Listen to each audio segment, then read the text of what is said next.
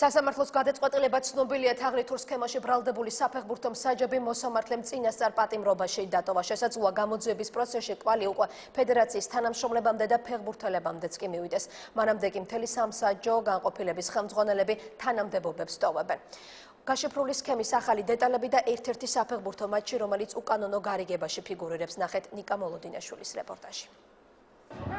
მოამბესთვის დღეს ცნობილი გახდა იმ ერთ-ერთი კონკრეტული მატჩის შესახებ, სადაც მსაჯებმა ფეხბურთელები დაუმსახურებელი ყვითელი ბარათებით დააჯარიმეს. საუბარია 17 სექტემბერს ლანჩხუთის გურიასა და ფოთის კოლხეთის მატჩზე, სადაც მსაჯმა ყვითელი ბარათი 9-ჯერ აწია. ეს დაწყებული არის, როგორც მე გავიგე, აპრილის თვიდან წინა ჩემპიონატიდან დაწყებული.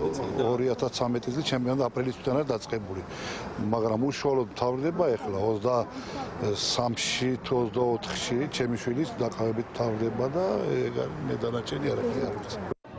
საჯების გარდა გარიგებაში შესაძლოა ფეხბურთელები და ფეხბურთის ფედერაციის სხვა თანამშრომლებიც მონაწილეობდნენ.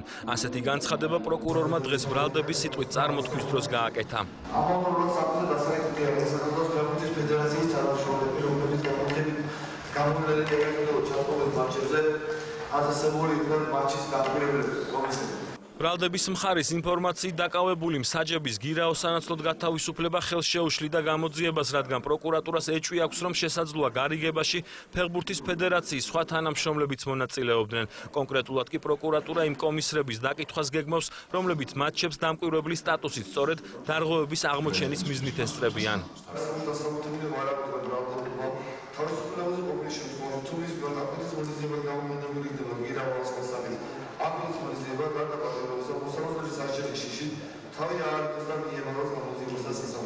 ფეხბურთის ფედერაციაში 8 მსაჯის დაკავების შემდეგ სამსაჯო განყოფილების ყველა ხელმძღვანელმა მოადგილეებთან ერთად თანამდებობა დატოვა. ფეხბურთის ფედერაციის წარმომადგენლები გამოძიებასთან თანამშრომლობის მზადყოფნას გამოთქვამენ. მოთამაშეები, მწვრთნელები, ყველასთვის არასასიამოვნო რაღაც მოხდა. ეს ხადია მძიმე დარტყმა არის მსაჯობისთვის. თუმცა თავისი დადებითი მხარეც აქვს, რომ ეს ხალხი მოშორდა ფეხბურთს. საფეხბურთო სკანდალს ყაზახეთიდან გამოეხმაურა საქართველოს ვიცე-პრემიერი. ფაქტი, რომელიც გამოვლინდა, რა თქმა უნდა, არის ძალიან ცუდი და ფეხბურთის განვითარებას ეს ყველაფერი ეწინააღმდეგება და ხელს უშლის, მით უმეტეს ისეთ ქვეყანაში, როგორც საქართველოა, სადაც ძალიან სერიოზული პრობლემები გვაქვს ჩვენ ფეხბურთის მიმართ. რა თქმა უნდა, ყველა დამნაშავე აუცილებლად უნდა დაისაჯოს, თუმცა ისიც მინდა აღნიშნო, რომ ასეთი ფაქტები არის ევროპულ განვითარებულ ქვეყნებშიც ხდება. უნდა ვიბრძოლოთ ამ ყველაფრის წინააღმდეგ, რომ ფეხბურთი გავანთავისუფლოთ ასეთი ადამიანებისაგან.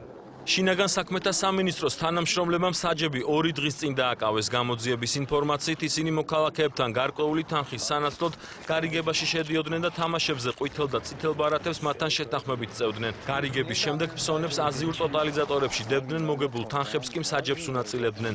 იმ შემთხვევაში თუ სასამართლო დაკავებულების ბრალეულობას დაამტკიცებს, მათ 4-დან 6 წლამდე პატიმრობა ემუქრებათ.